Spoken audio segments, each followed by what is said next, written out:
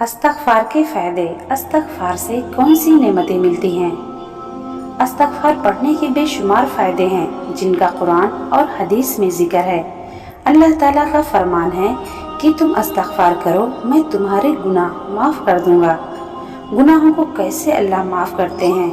حدیث قدسی ہے کہ اے آدم کے بیٹے، اے انسان، اگر تیرے گناہ اتنے زیادہ ہو جائیں کہ ساری زمین بھر جائے، پھر زمین کے اوپر چڑھنا شروع ہو جائیں اور آسمان تک پہنچ جائیں، اتنے گناہ میرا خیال ہے کسی کے ہو نہیں سکتے، لیکن پھر بھی اللہ تعالیٰ اپنی رحمت اور بخشش کو کیسے واضح کر رہے ہیں کہ ایک بندے کے گناہ اتنے ہو جائیں کہ آسمان تک پہنچ جائیں، اور پھر کیا فرمایا کہ پھر بندہ صدقے دل سے میرے حضور استغفار کرے، معافی مانگے تو میں اس کے سارے گناہ معاف کر دوں گا اور مجھے کوئی پرواہ نہیں ہے۔ اللہ تعالیٰ کیا فرماتے ہیں کہ مجھے کوئی پرواہ نہیں ہے، میں تمہارے سارے گناہ معاف کرتا ہوں۔ ہمارے لیے دنیا اور آخرت کی کامیابی یہی ہے کہ اللہ ہمیں بخش دے۔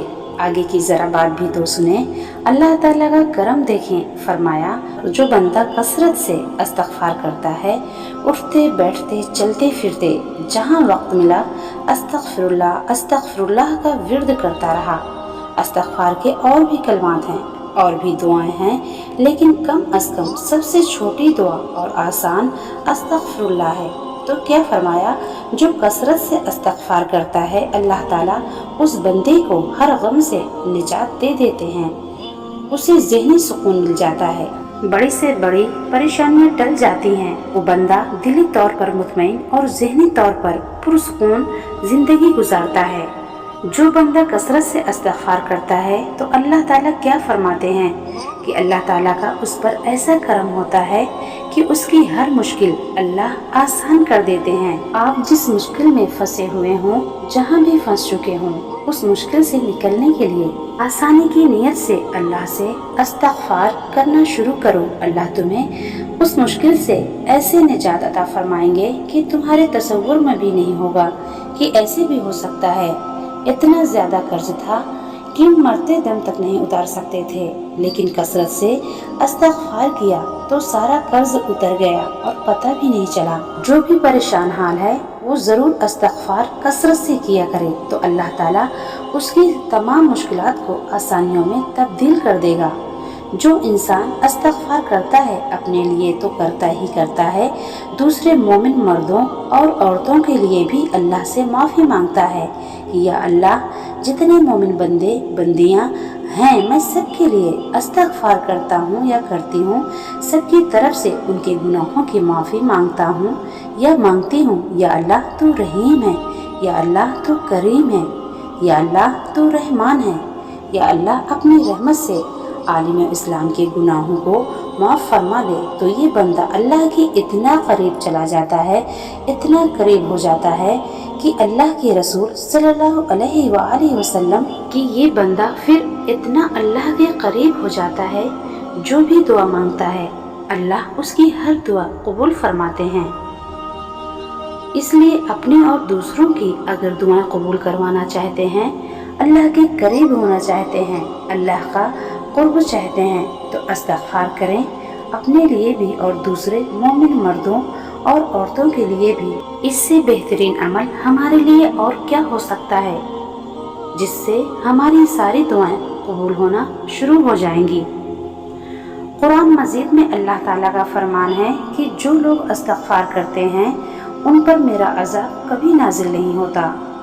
اللہ کا عذاب ان پر نہیں آتا۔ مصیبتیں، بیماریاں اور عذاب جو مختلف شکل میں جو چیزیں ہمارے سامنے آ رہی ہیں، پھر یہ نہیں آتی۔ بندے محفوظ رہیں گے جب تک وہ استغفار کرتے رہیں گے۔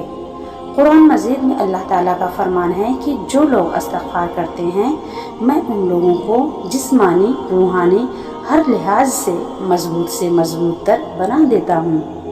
ان کے جسم میں بھی مضبوط، روحانیت بھی مضبوط، ایمانی طور پر بھی مضبوط ہو جاتے ہیں۔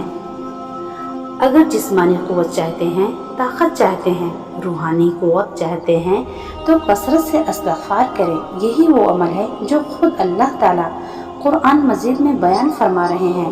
یہ قوت استغفار سے ملے گی تمہیں۔ कुरान मजीद में अल्लाह ताला फरमाते हैं कि जो लोग कसरत से इस्तिग़फ़ार करते हैं फिर उन लोगों पर आसमान से हमेशा रहमत की बारिश आती है। ऐसे लोगों पर अजाब, वबाएं, बीमारियां, परेशानियां और मुसीबतें आसमान से नाजिल नहीं होती, बल्कि आसमान से जब भी बरसेगी रहमत बरसेगी। आसमान से कभी उन लोगों पर अजाब नहीं आएगा, कभी बीमारियां, वबाएं नहीं आएंगी। ये आती ही उन लोगों पर हैं जो इस्तिग़फ़ार करना छोड़ देते हैं।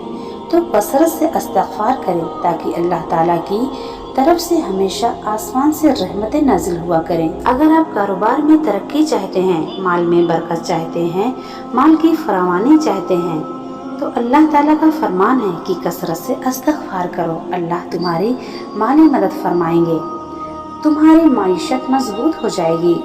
मुआशी हालात में बेहतरी चाहते हैं, कारोबार में तरक्की चाहते हैं, कारोबार की बंदिशों को तोड़ना चाहते हैं, तो कसरत से इस्तिग़फ़ार करो। कहीं और जाने की, कहीं तावीज़, गंडे फूंकने, दम कराने की कोई ज़रूरत नहीं है।